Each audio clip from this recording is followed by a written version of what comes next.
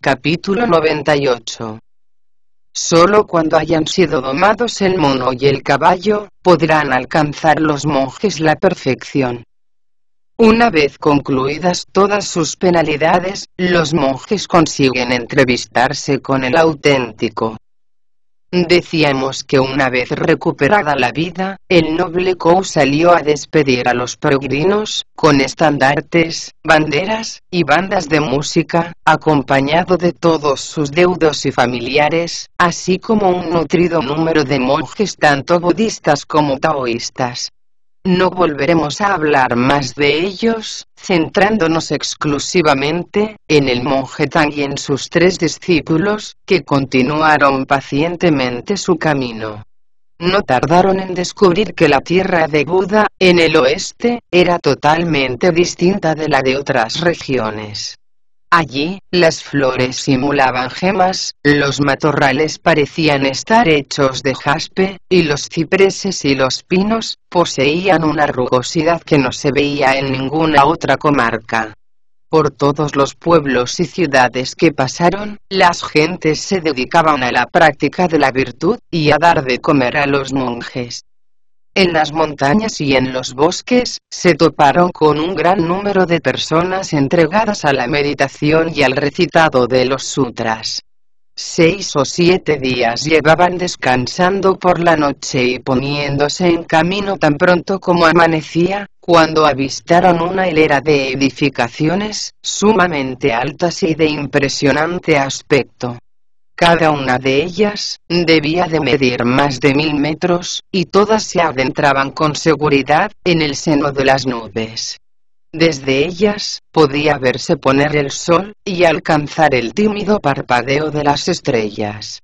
Sus ventanales eran tan amplios que parecían contener todo el universo, y sus columnas daban la impresión de ser el sostén de todas las nubes que navegan por el cielo. Bandadas de garzas amarillentas y fénix azulados, llevaban de un lugar a otro las cartas de los inmortales, con la elegancia que poseen los árboles centenarios, y la rapidez de la brisa vespertina. No cabía ninguna duda de que aquellos arcos maravillosos, aquellos salones luminosos como perlas, y aquellos edificios más encantadores que las piedras preciosas, formaban parte de un palacio del espíritu, un lugar inmortal, donde se predicaba el Tao y se enseñaban los sutras. En la primavera, las matas se llenaban de capullos, y se intensificaba el verdor de las copas de los pinos después de la lluvia. Por el contrario, el agarico y las frutas celestes se mantenían frescas y vivas durante todo el año. A donde quiera que se dirigiera la vista, podían verse bandadas de fénix revoloteando.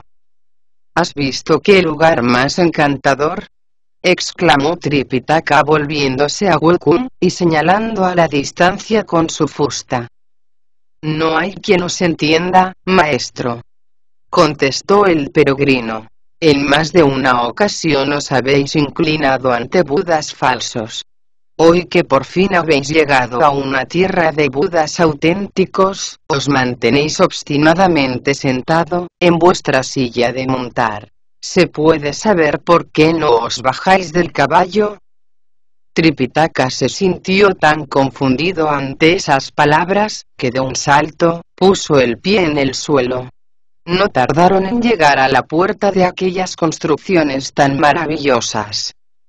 Guardándola, había un joven taoísta, que les preguntó nada más verlos: ¿sois los buscadores de escrituras, procedentes de las tierras del este? El maestro se ajustó a toda prisa la túnica, y levantando la cabeza, vio que su interlocutor vestía una túnica de seda, dispuesto en todo momento a tomar parte en los convites que se celebraban junto a los estanques de jaspe, y sostenía en las manos un plumero de jade y rabo de yak, con el que quitaba el polvo de las mansiones celestes. Llevaba en la muñeca una placa sagrada, y calzaba unas sandalias realmente espléndidas. Su manera de moverse y de hablar manifestaba a las claras que se trataba de un inmortal, que había abandonado este mundo de sombras, para gozar de una vida sin límites en un lugar tan extraordinario como aquel. El maestro supo enseguida que se trataba de un orador de la montaña del espíritu, pues no era otro que el inmortal de la cabeza de oro. El gran sabio le reconoció al instante, y volviéndose hacia el maestro, dijo: «Es el gran inmortal de la cabeza de oro, que habita en el templo taoísta de Yuchen, que se halla situado al pie mismo de la montaña del espíritu». Solo entonces se dio cuenta Tripitaka del lugar en el que se hallaba, y se inclinó respetuosamente ante el inmortal, que exclamó soltando la carcajada: «Así que, por fin, habéis conseguido llegar. Creo que la Bodhisattva Kuan Yin me engañó aposta. Cuando, hace aproximadamente 10 años, recibió el encargo de Buda de encontrar en las tierras del este un buscador de escrituras, me dijo que tardaría en llegar 2 o 3 años. Desde entonces he estado esperándole con impaciencia. Lo que menos me imaginaba, es que por fin fuera a conoceros hoy. Jamás podré agradeceros tanta amabilidad», dijo Tripitaka, juntando las manos a la altura del pecho. Después de saludar al inmortal, los 4 peregrinos entraron en el templo, con el caballo y el equipaje. Inmediatamente se les sirvió té y una comida vegetariana. No contento con eso, el inmortal pidió a sus sirvientes que prepararan al maestro un baño aromático, para que pudiera presentarse dignamente ante Buda. No existe, en efecto, cosa mejor que un baño, cuando se han acumulado méritos y todas las pasiones se encuentran bajo control. Todas las fatigas han concluido, y la ley guía hasta el más nimio de sus actos. Una vez derrotados sus enemigos, los peregrinos alcanzaron por fin las tierras de Buda, pero antes de presentarse ante el único, era preciso que se desprendieran de toda inmundicia y de toda suciedad. No en balde, su cuerpo había de revestirse de la inmortalidad del diamante. La noche cayó, en cuanto hubieron terminado de bañarse, y decidieron quedarse a descansar en el templo de Yuchen.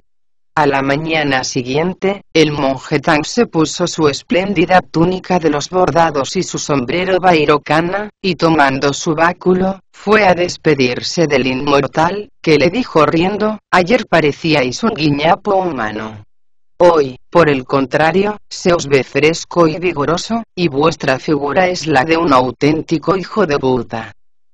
Tripitaka hizo ademán de ponerse inmediatamente en camino, y el inmortal añadió: «Esperad un momento. Si no os importa, me gustaría acompañaros». «No tenéis por qué molestaros», contestó el peregrino. «Conozco bien el camino. Es distinto recorrerlo desde las nubes, que a ras de suelo», replicó el inmortal. «O mucho me equivoco, o vuestro maestro aún no está capacitado para volar». «Tenéis razón», reconoció el peregrino. «Aunque he estado muchas veces en este lugar, siempre me he movido por el aire, y no he hollado jamás el suelo. Para no perdernos, debemos abusar de vuestra confianza, y pediros que nos acompañéis. Debéis recordar, que mi maestro se muere de ganas por presentar sus respetos a Buda». Sin dejar de sonreír, el inmortal tomó de la mano al monje Tang, y le condujo a la otra parte de las puertas de la ley. El camino que habían de seguir, pasaba por el salón central del templo y por la puerta trasera del mismo, donde precisamente daba comienzo la montaña del espíritu. ¿Veis ahí arriba, ese punto envuelto en un halo de luz de 5 colores, y esa neblina de buenos auspicios?, preguntó el inmortal al maestro, señalando hacia arriba con la mano. «Es el pico del buitre, donde tiene establecida su morada el patriarca budista». El monje Tang se inclinó inmediatamente respetuoso, pero el peregrino le aconsejó sonriendo: «No es aquí donde debéis mostrar vuestros respetos, sino ahí arriba. Como muy bien afirma el proverbio, no puede agotarse un caballo con solo ver una montaña. Aún estamos un poco lejos para tanta ceremonia. Si empezáis a tocar ahora el suelo con la frente, cuando lleguéis a la cumbre, nos quedarán fuerzas para hacerlo. Ahora que por fin habéis puesto el pie en la tierra bendita de la montaña del espíritu, dijo entonces el inmortal, podéis proseguir el camino en compañía del gran sabio, el mariscal de los juncales celestes, y el encargado de levantar la cortina. Después de darle las gracias, Tripitaka se despidió de él, con una inclinación de cabeza, e iniciaron la lenta ascensión de la montaña. Cuando llevaban recorridos 10 o 12 kilómetros, se toparon con un torrente de agua, que tenía una anchura superior a los 16 o 17 kilómetros. No se veía rastro alguno de presencia humana, y Tripitaka exclamó asustado, estoy seguro de que por aquí no se sube. Aunque mirándolo bien, un inmortal no puede equivocarse así como así. Pero este torrente es inmenso y sumamente caudaloso. ¿Quieres decirme, Wukong, cómo vamos a atravesarlo, si no disponemos de un bote adecuado? Por supuesto que el inmortal no se ha equivocado, confirmó el peregrino sonriendo. ¿No veis allí un puente? Es preciso que lo crucéis, antes de conseguir la perfección absoluta. El maestro se acercó, y vio que a uno de sus lados, había una inscripción que rezaba, corriente de más allá de las nubes. También comprobó sorprendido, que el puente era en realidad un tronco. Desde lejos, parecía una viga de jade suspendida del cielo, aunque de cerca, no era más que un madero medio seco, que salvaba aquel torrente de aguas impetuosas. Estaba claro que cruzarlo iba a resultar más difícil que recorrer en un solo día todos los océanos. Nadie en su sano juicio podía atreverse a poner el pie sobre un tronco suspendido a 3000 metros de altura, y envuelto en un arco iris, y en una masa de nubes tan espesa que parecía seda blanca.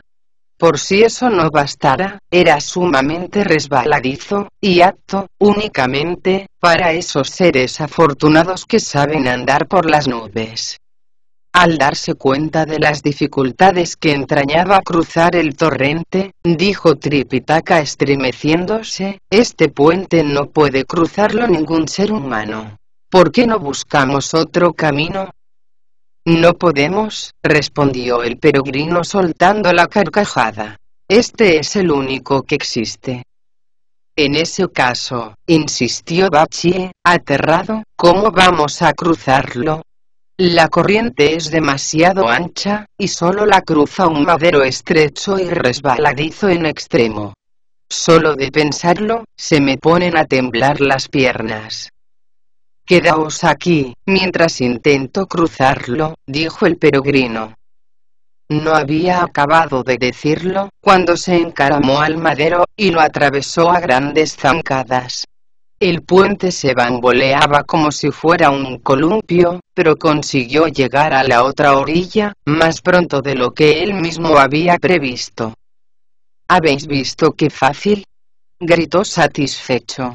Venga, no tengáis miedo.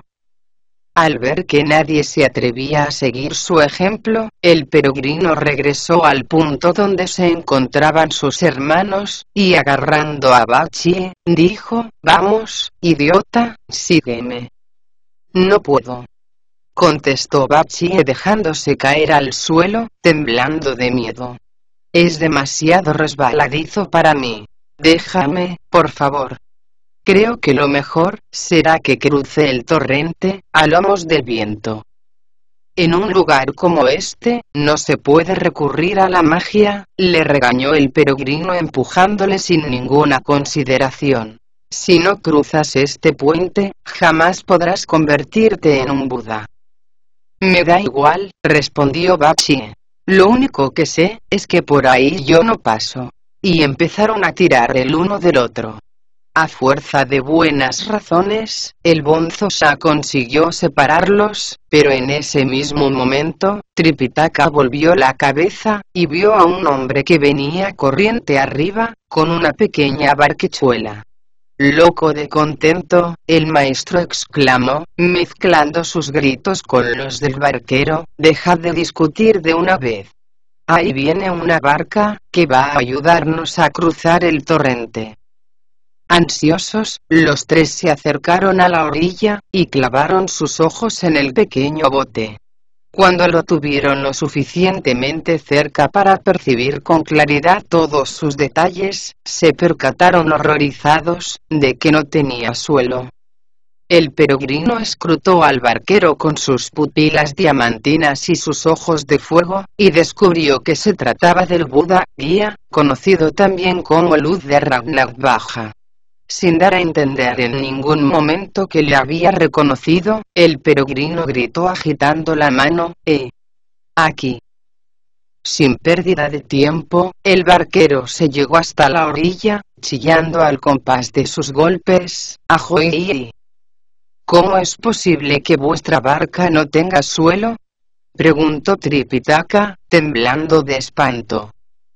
No ha existido embarcación más famosa que esta desde el principio del tiempo, y afortunadamente, yo siempre he sido su dueño, contestó el patriarca budista.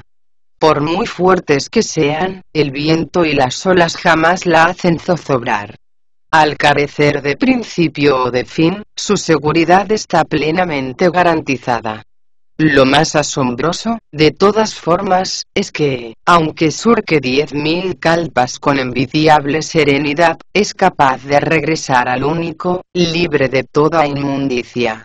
Si bien es cierto que las embarcaciones sin fondo no pueden cruzar los mares, esta conduce a los espíritus, por los meandros de la eternidad.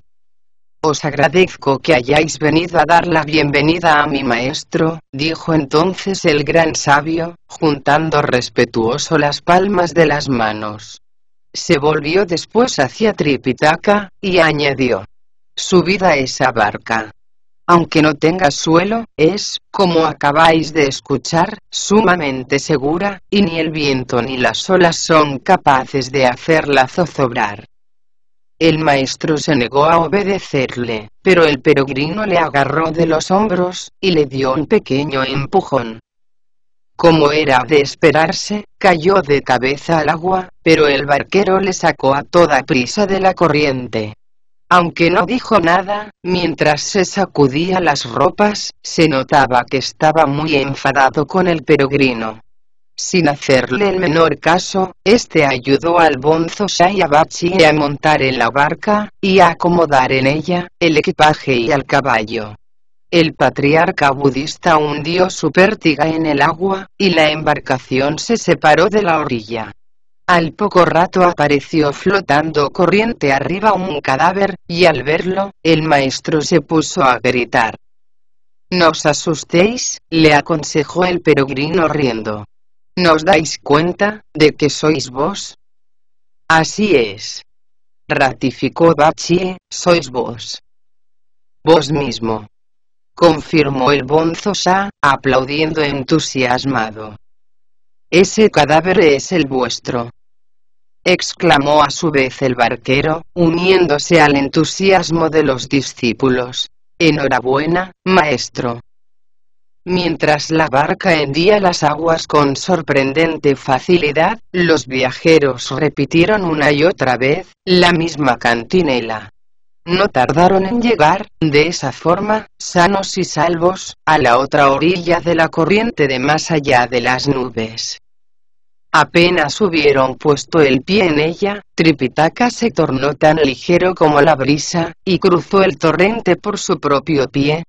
De todo ello disponemos de un poema, que afirma, una vez liberado de su cuerpo mortal, brotó en él, con toda su fuerza, el espíritu originario del amor mutuo.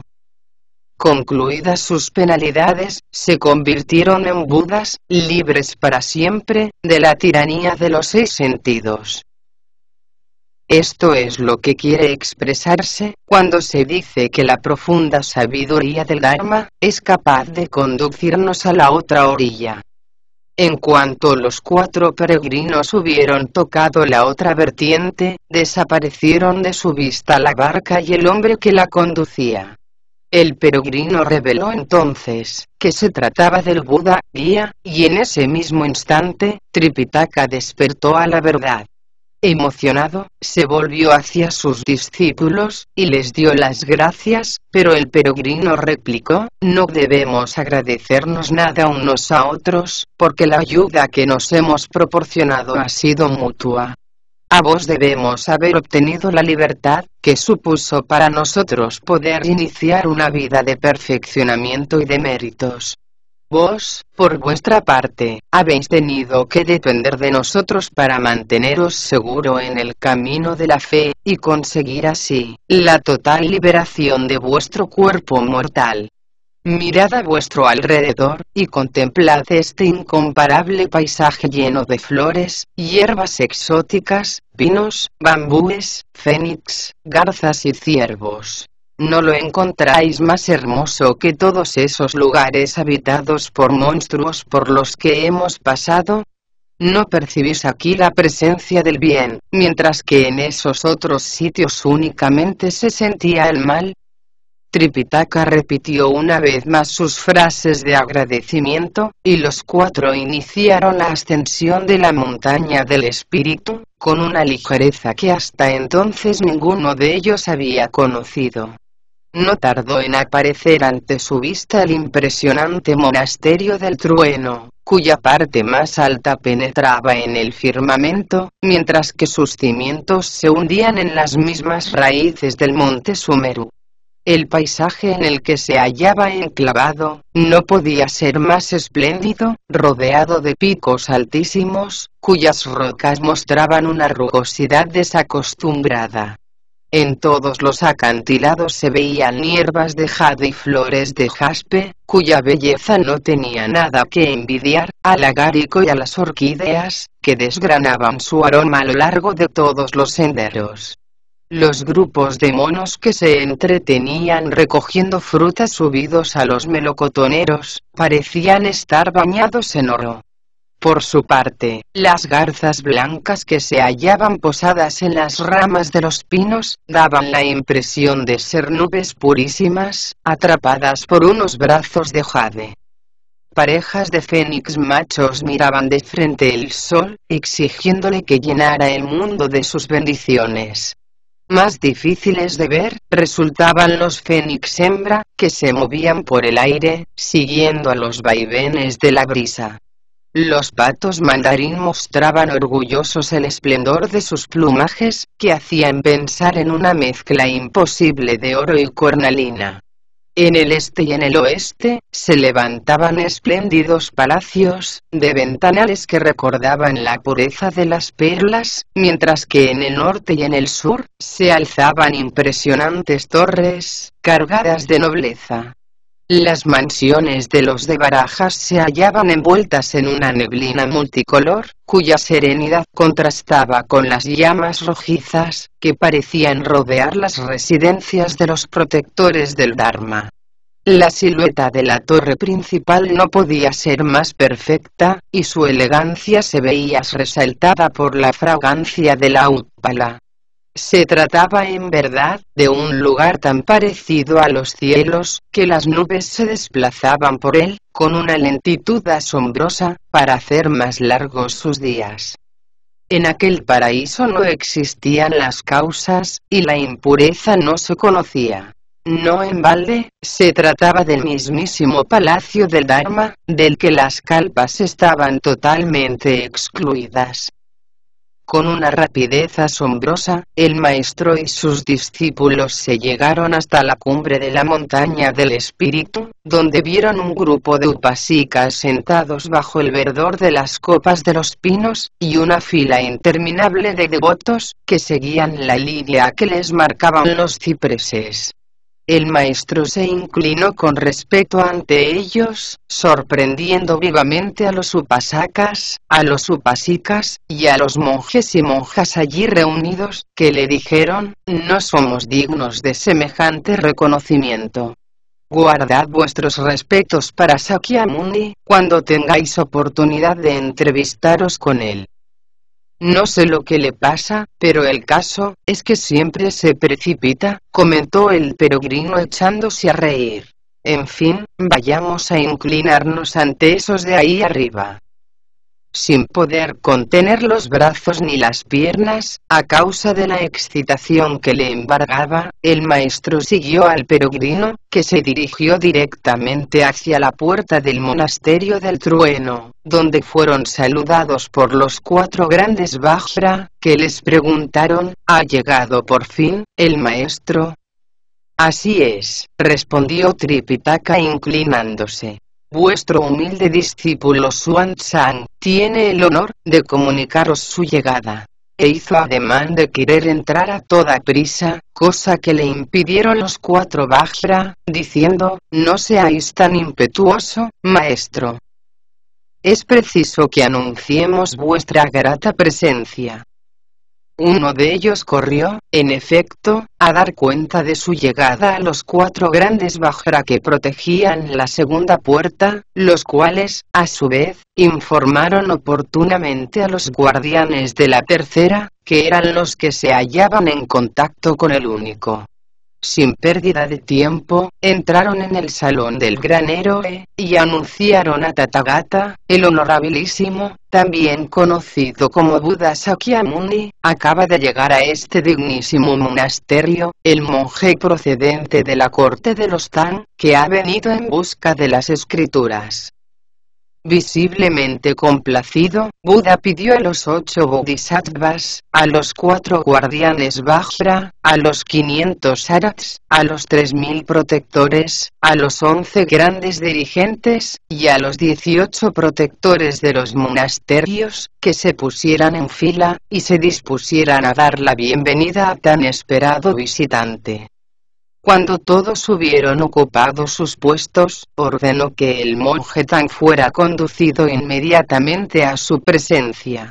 La orden corrió de puerta en puerta, hasta que finalmente, los peregrinos pudieron escuchar con claridad, que entre el maestro, siguiendo escrupulosamente las normas del ceremonial, el monje Tang traspuso las puertas del monasterio, seguido de Wu Kun, Wu Nen y Wu Qin, que aún continuaba cargado con el equipaje y tirando de las riendas del caballo. Tal fue la conclusión del viaje, que inició ante los mismísimos escalones de Jade, en aquel lejano año en el que obtuvo la confianza del emperador.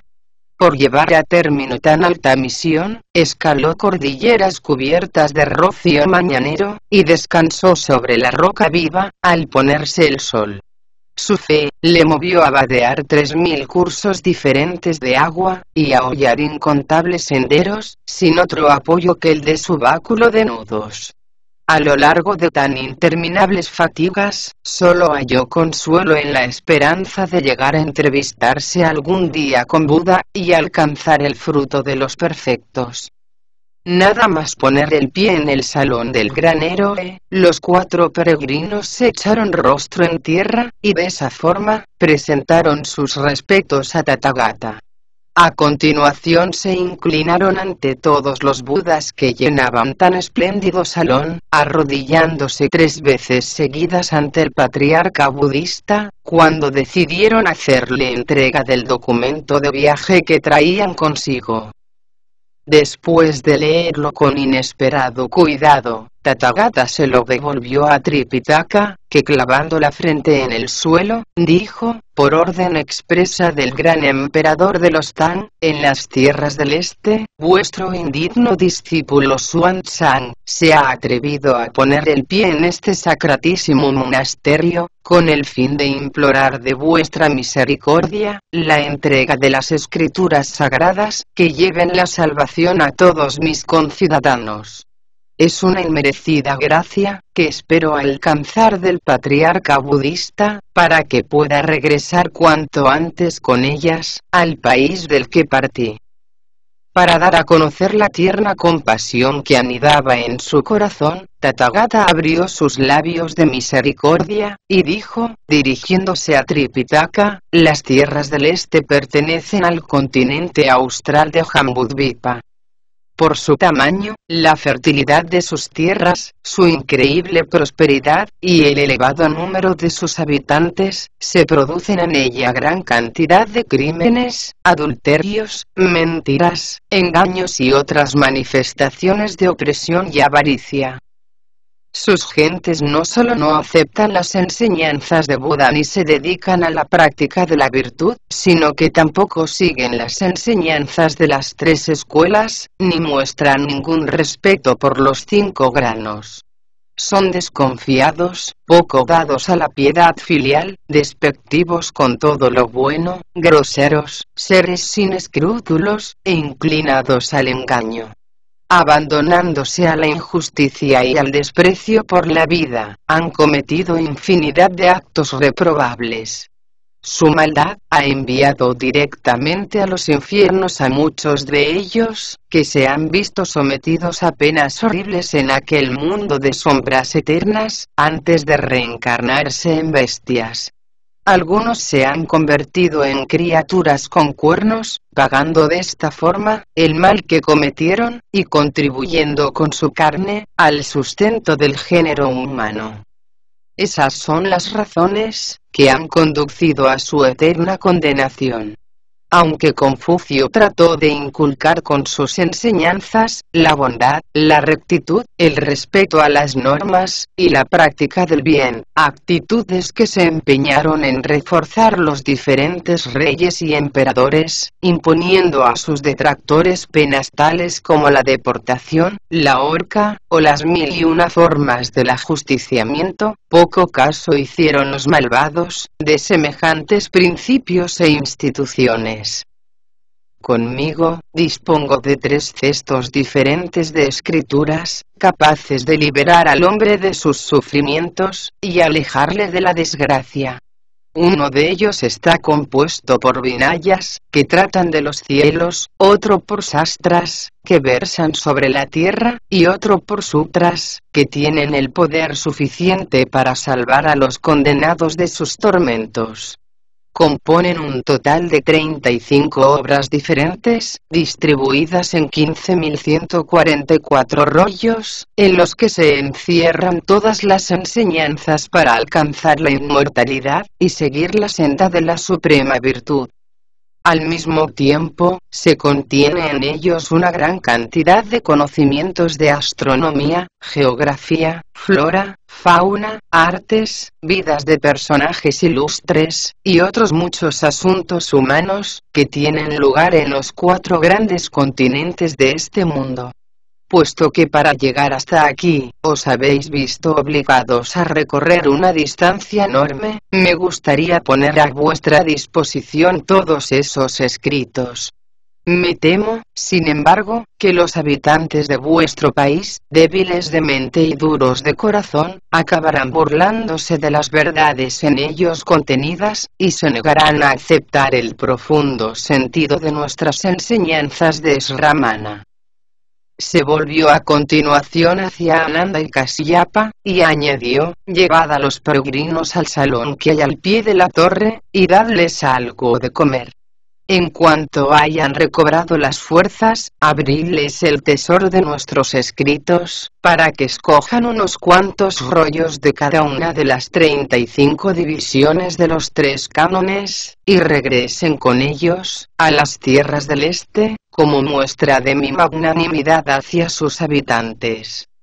Sin pérdida de tiempo, los 2 respetables condujeron a los recién llegados al salón que había justamente al pie de la torre, y pusieron a su disposición una increíble cantidad de platos, a cual más exóticos y sabrosos, que se hallaban expuestos con tanto cuidado como si estuvieran a la venta. Los encargados de los sacrificios y ofrendas, les sirvieron té, frutas, y comida, de un sabor totalmente diferente de los del mundo de los mortales. Después de dar las gracias a los budas que los acompañaban, el maestro y los discípulos se entregaron al disfrute de aquellas maravillas que tenían delante de los ojos. El lujo del salón, de vigas de oro y paredes tan relucientes que parecían estar ardiendo, realzaba el aroma embriagador de las viandas. Hasta el aire poseía una tonalidad dorada, que hacía aún más pura la música inmortal que deleitaba los oídos. Los arreglos florales que adornaban las mesas eran de tal naturaleza, que jamás había visto ojo humano cosa igual. No en balde aquellos platos y aquel té tan aromático, poseían la virtud de alargar indefinidamente la vida. ¡Qué mejor recompensa, para quienes habían padecido toda suerte de sufrimientos y pruebas para alcanzar la perfección inmarchitable del Tao! Bachi y el Bonzo Sha fueron los que más provecho sacaron de aquel extraordinario banquete, pues el patriarca budista había dispuesto que les fueran servidos únicamente viandas capaces de otorgarles la longevidad, y de ayudarlos a convertir en inmortal el cuerpo perecedero que entonces poseían. En cuanto hubieron recuperado las fuerzas, los dos respetables, que en ningún momento se habían separado de su lado, los condujeron al lugar donde se guardaban las preciadas escrituras. Nada más abrir sus puertas, el aire se llenó de un resplandor de buenos augurios, y rayos mágicos que pugnaban por horadar las neblinas multicolores y las nubes de santidad, que flotaban en la atmósfera de aquel paraíso. En cada una de las cajas y casillas que contenían los sutras, había pegadas unas etiquetas de color rojo, con sus títulos respectivos. La relación de obras contenidas es la siguiente. 1. Sutra del Nirvana, una obra, 748 rollos. 2. Sutra de la Casa Garba Bodhisattva Dharmi, una obra, 400 rollos. 3. Colección de Sutras de la Voluntad Graciosa, una obra, 50 rollos. 4. Sutra del Prajnaparamita Samkhya-gata, una obra, 45 rollos. 5. Sutra en honor de Bhutatata, una obra, 90 rollos. 6. Sutra de la Naksara Grantakarokanagarva, una obra, 300 rollos. 7. Sutra del Vimalakirti Nirdesa, una obra, 170 rollos. 8. Sutra del Vajracharika Prajnaparamita, una obra, 100 rollos. 9. Sutra del Buda Karita Kavya, una obra, 800 rollos. 10. Sutra del Bodhisattva Pitaka, una obra, 100 rollos. 11. Sutra del Surangama Samadhi, una obra, 110 rollos. 12. Sutra del Artaviniskaya Dharmaparyaya, una obra, 140 rollos. 13. Sutra del Avatamsaka, una obra, 500 rollos. 14. Sutra del Mahaprajnaparamita, una obra, 916 rollos. 15. Sutra de la Bhuta Dharma, una obra, 1110 rollos. 16. Sutra del segundo Madhyamika, una obra, 270 rollos. 17. Sutra del Kasyapa Parivarta, una obra, 120 rollos. 18. Sutra del Pankanaga, una obra, 32 rollos. 19. Sutra del Bodhisattva Karya-nirdesa, una obra, 116 rollos. 20. Sutra del Magadha, una obra, 350 rollos. 21. Sutra del Mayadala Mahatantra Mahayana Gambhiranaya Gunya Parasi, una obra, 100 rollos. 22. Sastra del Paraíso Occidental, una obra, 130 rollos. 23. Sutra del Buda etc., una obra, 1950 rollos. 24. Sastra del Mahaprajna Paramita, una obra, 1080 rollos. 25. Sutra del Honor Primigenio, una obra, 850 rollos. 26. Sutra del Mahamayuri Vidyarajni, una obra, 220 rollos. 27. Sastra de la Vidharma Cosa, una obra, 200 rollos. 28. Sutra del Mahasamgata, una obra, 130 rollos. 29. Sutra del Sadharma Pundarika, una obra, 100 rollos. 30. Sutra de la Preciosa Permanencia, una obra, 220 rollos. 31. Sutra del Sangika Vinaya, una obra, 157 rollos. 32. Sastra del Mahayana Sragodpada, una obra, 1000 rollos. 33. Sutra de la Preciosa Autoridad, una obra, 1280 rollos. 34. Sutra del Mandamiento Perfecto, una obra, 200 rollos. 35. Sastra del Vidyamatra Siddhi, una obra, 100 rollos. Después de mostrarle todas esas obras, Ananda y Kasyapa dijeron al monje Tan: ¿nos habéis traído algún regalo de las lejanas tierras del este de las que procedéis? Si es así, entregádnoslo, y pondremos a vuestra disposición todas las escrituras que deseéis. Este humilde discípulo vuestro, respondió Tripitaka un tanto corrido de vergüenza, no ha podido traeros nada, debido precisamente a la grandísima distancia que se ha visto obligado a recorrer. ¡Qué bonito!, exclamaron los dos respetables al mismo tiempo. Si os confiáramos estas escrituras sin nada a cambio, nuestros descendientes se morirían de hambre. ¿Os parece atractiva semejante perspectiva? Al ver la incomprensible actitud de los dos respetables, que se negaban a ofrecer gratis las escrituras sagradas, el peregrino perdió la paciencia, y exclamó malhumorado: no discutáis más, maestro. Lo que tenemos que hacer, es informar cuanto antes a Tathagata de esto. Que venga él, a entregarnos lo que hemos anhelado durante todo el camino. ¿Por qué no dejas de gritar de una vez?, le reprendió Ananda. ¿Dónde te crees que estás? Acércate y coge todas las escrituras que quieras. A duras penas, Bachie y el Bonzo Sha consiguieron dominar al peregrino, que los ayudó de buena gana, a envolver cada uno de los rollos, y a meterlos en las alforjas que llevaba el caballo.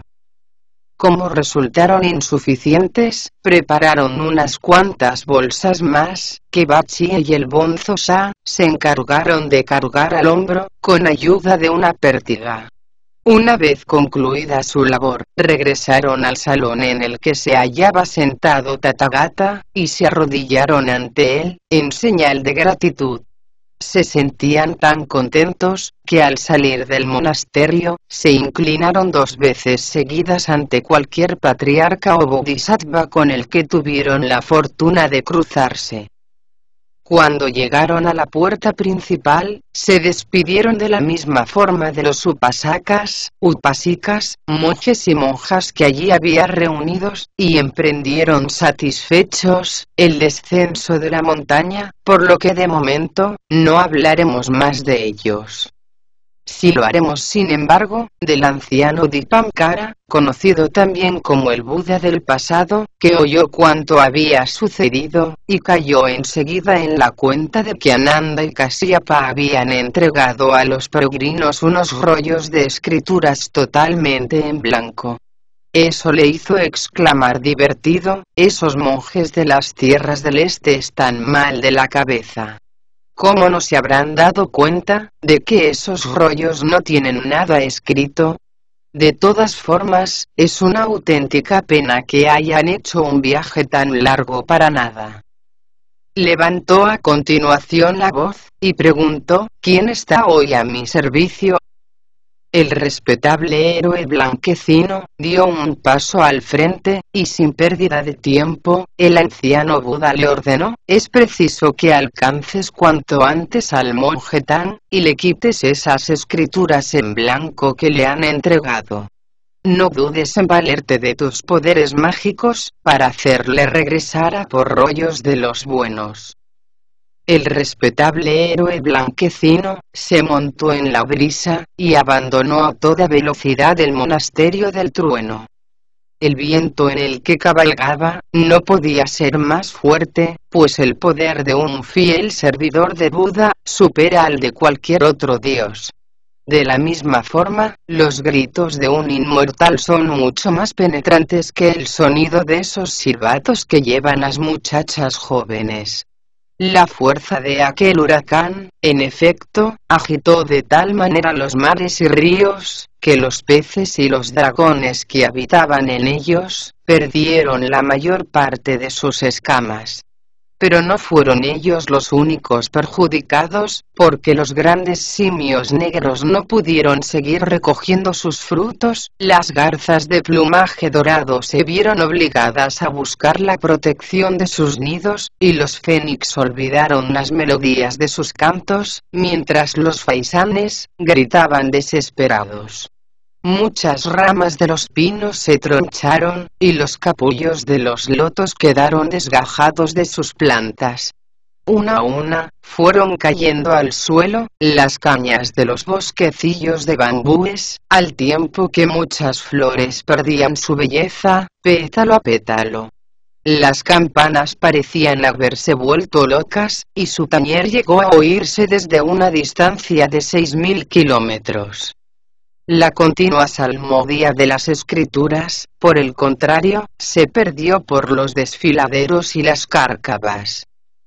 Todas las flores exóticas que crecían en los acantilados, fenecieron, lo mismo que las hierbas de jade que adornaban cada uno de los senderos. Los fénix se mostraban incapaces de batir sus alas, y los ciervos de piel blanca buscaron refugio en el fondo de los despeñaderos. La fragancia que llenaba la atmósfera de aquel paraíso se extendió por todo el mundo, y hasta los mismos cielos se vieron invadidos por una brisa pura y fresca. Al percatarse del aroma de aquel viento, el monje Tang pensó que se trataba de algún portento con el que quería obsequiarle el patriarca budista, y no tomó ninguna precaución. Cuando más distraído estaba, se oyó en lo alto una especie de chasquido, y apareció una mano, que arrebató los rollos de escrituras que llevaba el caballo. Tripitaka se quedó mudo de espanto, y empezó a golpearse el pecho con el puño, mientras Bachie corría a ras de suelo, en persecución de tan inesperado ladrón, y el bonzo ya se quedaba quieto en el sitio, sin saber qué hacer. El peregrino, por su parte, se elevó por los aires, y salió disparado detrás de aquella mano misteriosa. El respetable héroe blanquecino comprendió que no iba a tardar en darle alcance, y temiendo que fuera a golpearle con su terrible barra de los extremos de oro, rasgó la bolsa de las escrituras, y las sembró por el suelo. Al verlo, el peregrino renunció a atraparle y cambió la dirección de la nube en la que volaba, tratando de recuperar las obras perdidas. De esa forma, pudo el respetable héroe blanquecino poner fin a la tormenta de viento, e ir a informar al Buda del pasado, de todo cuanto había ocurrido. Bachie se sorprendió de ver caerle encima semejante lluvia de libros, y detuvo su loca carrera. Pronto se llegó hasta él el peregrino, y entre los dos consiguieron reunir todos los rollos que habían quedado desperdigados por el suelo. Al regresar junto al maestro, vieron que tenía los ojos anegados en lágrimas. ¿Cómo es posible que hasta en la tierra de la suprema felicidad, nos veamos asaltados por monstruos? El bonzo ya desenrolló distraídamente uno de los rollos de escrituras, y se quedó mudo de asombro, al comprobar que en la pureza nívea del papel, no había escrita ni media palabra. A toda prisa se lo enseñó a Tripitaka, diciendo, este rollo está totalmente en blanco. El peregrino desenrolló otro a toda prisa, y vio que le ocurría lo mismo, igual que al que tenía Bachi en las manos. Desenrolladlos todos, ordenó Tripitaka. No había uno que no estuviera en blanco. Qué mala suerte, la de las gentes que habitan en las tierras del este. Se quejó con amargura al verlo. ¿De qué valen unas escrituras que no contienen ni una sola palabra? Si llego a presentarme con esto al emperador de los Tang, seguro que me hace ajusticiar, pues no existe crimen más grande que tratar de engañar a su propio príncipe. No es necesario que sigáis lamentándoos, le aconsejó el peregrino cayendo en la cuenta de lo que realmente había ocurrido. Todo esto tiene que ser obra de esos Ananda y Kasiyapa, por no haberles entregado los regalos que nos exigieron. ¿Qué otra explicación puede darse a unos textos vacíos? Opino que lo mejor será que vayamos a ver a Tathagata, y los acusemos de fraude y de intento de soborno. Me parece muy bien, exclamó Bachi furioso. Que no se queden sin castigo, esos malandrines. Los 4 peregrinos se dieron la vuelta, e iniciaron de nuevo el ascenso a la montaña del espíritu. Les costó mucho trabajo esta vez, subir los escalones que conducían directamente a la entrada del monasterio del trueno. Allí fueron recibidos por los guardianes, que les preguntaron con las manos metidas por las mangas, ¿habéis regresado a cambiar las escrituras? Tripitaka movió la cabeza afirmativamente, y los Vajra le permitieron la entrada, sin ningún requisito más. Nada más poner el pie en el salón del gran héroe, el peregrino gritó ofendido, tanto el maestro como nosotros, hemos sufrido incontables penalidades, y el asalto de no menos de 10.000 monstruos, desde que abandonamos las tierras del este, con el propósito de venir a presentaros nuestros respetos, Tathagata. Pero esos Ananda y Kasiyapa trataron de arrancarnos un soborno, después de que vos mismo les ordenarais que nos entregaran las escrituras. Al ver que no conseguían nada, trataron de engañarnos, confiándonos unos textos totalmente en blanco.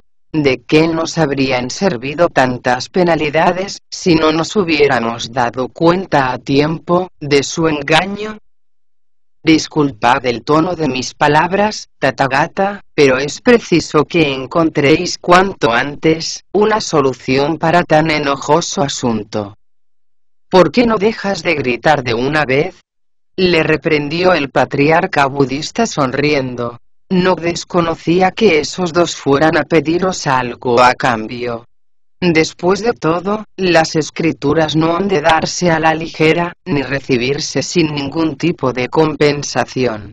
De hecho, hace cierto tiempo, algunos de nuestros monjes bajaron la montaña, y fueron a recitar los textos sagrados a la mansión del respetable Chao, en el reino de Sravasti, para que los muertos de la familia encontraran el descanso definitivo, y los vivos se vieran libres de todo mal. A cambio de tan meritorios servicios, solo le pidieron 3 monedas de cobre, y 3 medidas de arroz. Yo les dije que habían sacado muy poco, y que a causa de su generosidad, sus descendientes se iban a ver en grandes aprietos económicos. Se nota que aprendieron bien la lección, porque al presentaros vosotros con las manos vacías, os hicieron entrega de unos textos en blanco. Pero aunque os cueste creerlo, esas escrituras son tan perfectas como las que contienen palabras. Soy consciente, de todas formas, de que los habitantes de las tierras del este carecen de la adecuada iluminación, y que precisarán, por tanto, de textos normales y corrientes. Se volvió a continuación hacia Ananda y Kasyapa, y les ordenó: haced entrega a estos monjes, de unos cuantos rollos de escrituras con palabras, y regresad a informarme del número total que les habéis confiado. Los dos respetables volvieron a conducir a los peregrinos al salón donde se guardaban los escritos, y de nuevo les exigieron la entrega de un regalo. Como el monje Tang no tenía nada que ofrecerles, pidió al bonzo Sha que sacara el cuenco de pedir limosnas, que era de oro, y se lo entregó con las dos manos a los respetables, diciendo: debido a la gran distancia que me he visto obligado a recorrer, y a la misma pobreza en la que vivo, no he podido traer conmigo ningún regalo. Este cuenco me fue entregado por el emperador de los Tang en persona, para que mendigara con él el sustento durante el viaje. Os ruego que lo aceptéis como prueba de mi humilde reconocimiento. Cuando regrese a la tierra de la que partí, informaré de vuestra generosidad al señor Tang, que a no dudar, os hará llegar un generoso presente. Lo único que os pido, es que me entreguéis unas escrituras que se puedan leer, para que la buena voluntad del emperador no se vea defraudada, y no se demore por más tiempo nuestro viaje de vuelta. Ananda tomó sonriendo el cuenco de las limosnas, y se lo guardó. Los encargados de la protección de las torres, los responsables de las ofrendas y el incienso, y los respetables que desempeñaban sus funciones en aquel lugar de recogimiento, empezaron a darse golpecitos en la cara y en la espalda, mientras comentaban escandalizados: ¡qué vergüenza! ¿Cómo se habrán atrevido a pedir un regalo al monje peregrino? Los dos respetables se sintieron tremendamente cohibidos, aunque Ananda no dio muestras en ningún momento de querer soltar el cuenco. Carraspeando, Kasyapa abrió las casillas de las escrituras, y se las fue pasando, rollo a rollo, a Tripitaka, que aconsejó a sus discípulos: miradlas bien, para que no nos pase lo de la otra vez. Los discípulos las examinaron una a una, con sumo cuidado, y se aseguraron de que todas estuvieran escritas. En total recibieron 5048 rollos, número que constituía exactamente un canon. Después de envolverlas, las metieron en las alforjas del caballo, mientras Bachie se hacía cargo de las restantes, y el bonzo Sha recogía el equipaje. El peregrino, por su parte, tomó de las riendas al caballo, y el monje Tang agarró con fuerza su báculo nudoso, dispuesto a ir cuanto antes a dar las gracias a Tathagata. De todo ello, disponemos de un poema que afirma: dulce es el sabor de la gran pitaka, el producto más refinado, salido de la mente de Tathagata. Por ella, el fiel Xuanzang no dudó en sacrificar largos años de su vida, escalando montañas, y sufriendo todo tipo de calamidades. Qué lástima que Ananda se dejara llevar por el simple afán de lucro. Afortunadamente, el Buda del pasado les quitó la venda de la ceguera, y pudieron regresar gozosos, con las escrituras, a las tierras del este, donde la fiesta estaba ya preparada. Ananda y Kasyapa acompañaron al monje Tang, hasta el salón donde se hallaba Tathagata, sentado en su espléndido trono de loto. El patriarca budista ordenó a los arats domador de dragones y destructor de tigres, que hicieran sonar el carillón de piedra que se elevaba por encima de las nubes, y convocaran a todas las deidades, incluidos los 3000 budas, los 3000 protectores, los 8 guardianes Vajra, los 500 arats, los 800 monjes y monjas, los upasakas y upasikas, los respetables de todos los cielos y cavernas, y los honorables de cuantas montañas del espíritu existían en el mundo. Los que habían de permanecer sentados, se encaramaron rápidamente a sus lotos, mientras que los que habían de permanecer de pie, se colocaron en 2 filas, a ambos lados del salón. En ese mismo instante, comenzó a sonar una música dulcísima. El aire se llenó de una neblina luminosa, cuando todos los budas se inclinaron en señal de acatamiento, ante Tathagata. ¿Cuántos rollos de escrituras habéis entregado a los peregrinos?, preguntó el patriarca volviéndose hacia Ananda y Kasyapa. Dadme una cuenta pormenorizada, de todos ellos. Hemos hecho entrega al monje Tan, de las siguientes obras y rollos. 1. Sutra del Nirvana, 400 rollos. 2. Sutra de la Casa Garbha Bodhisattva Dharmi, 20 rollos. 3. Colección de Sutras de la Voluntad Graciosa, 40 rollos. 4. Sutra del Prajnaparamita Samkhya-gata, 20 rollos. 5. Sutra en honor de Bhutatata, 30 rollos. 6. Sutra de la Naksara Grantakarokana-garbha, 50 rollos. 7. Sutra del Vimalakirti-nirdesa, 30 rollos. 8. Sutra del Vajraksharika Prajnaparamita, 1 rollo. 9. Sutra del Buda Karita Kavya, 116 rollos. 10. Sutra del Bodhisattva Pitaka, 360 rollos. 11. Sutra del Surangama Samadhi, 30 rollos. 12. Sutra del Artaviniskaya Dharmaparyaya, 40 rollos. 13. Sutra del Avatamsaka, 81 rollos. 14. Sutra del Mahaprajnaparamita, 600 rollos. 15. Sutra de la Bhuta Dharma, 550 rollos. 16. Sutra del segundo Madhyamika, 42 rollos. 17. Sutra del Kasyapa Parivarta, 20 rollos. 18. Sutra del Pankanaga, 20 rollos. 19. Sutra del Bodhisattva Karya-nirdesa, 60 rollos. 20. Sutra del Magadha, 140 rollos. 21. Sutra del Mayadala Mahatantra Mahayana Gambhiranaya Gunya Parasi, 30 rollos. 22. Sastra del Paraíso Occidental, 30 rollos. 23.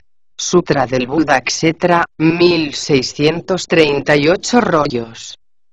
24. Sastra del Mahaprajnaparamita, 90 rollos. 25. Sutra del Honor Primigenio, 56 rollos.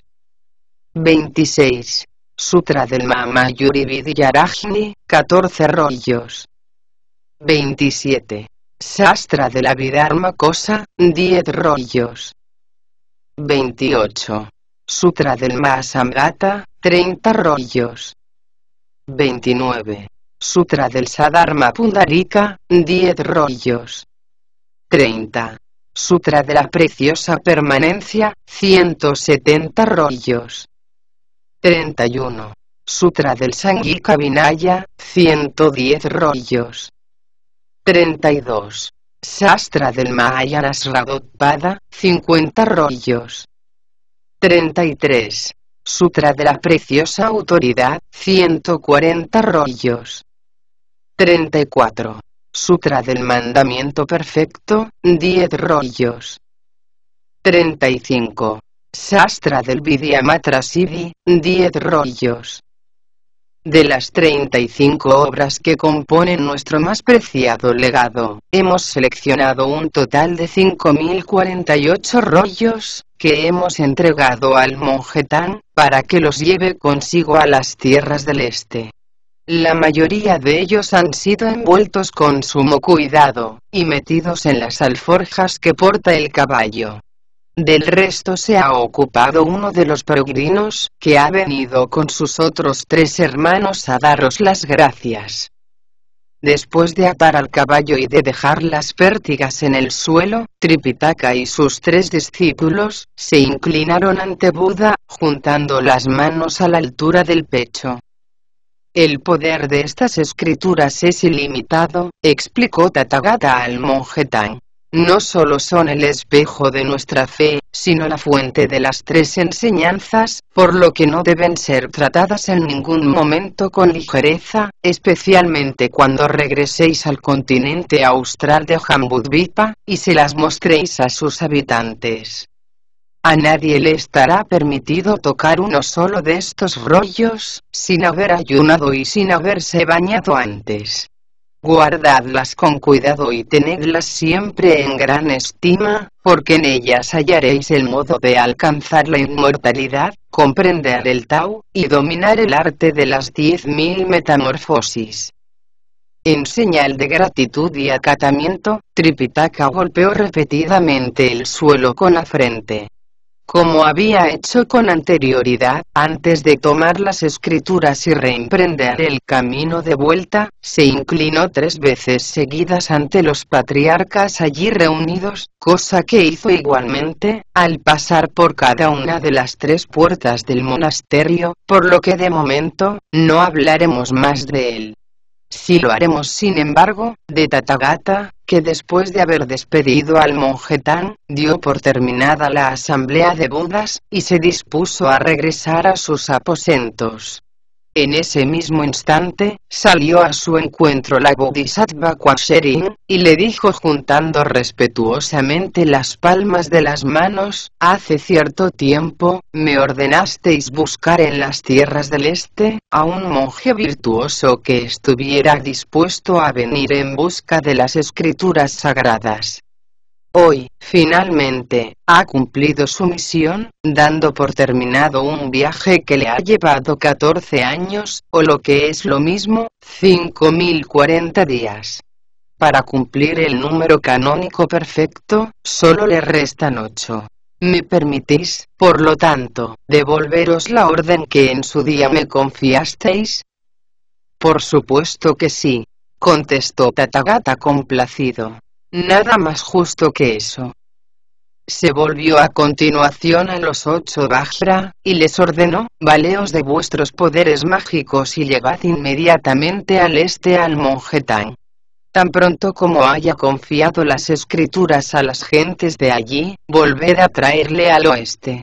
Es preciso que no os demoréis, y llevéis a cabo esta misión, en el plazo máximo de 8 días, para que se cumplan los 5048 canónicos. Sin pérdida de tiempo, los Vajra salieron en persecución del monje Tang, al que dijeron tan pronto como hubieron llegado a su altura: seguidnos, maestro. Y tanto Tripitaka como sus discípulos, con el cuerpo rejuvenecido y el espíritu firme, se elevaron por los aires, y viajaron a lomos de las nubes, en compañía de los guardianes Vajra. No había nada de extraño en ello, pues se habían inclinado ante Buda, con la mente iluminada. ¿Qué cosa más natural, que una vez alcanzada la perfección, ascendieran a lo alto? No sabemos de momento cómo hicieron entrega de las escrituras, una vez que hubieron regresado a las tierras del este. El que desee averiguarlo, tendrá que escuchar con atención las explicaciones que se ofrecen en el capítulo siguiente.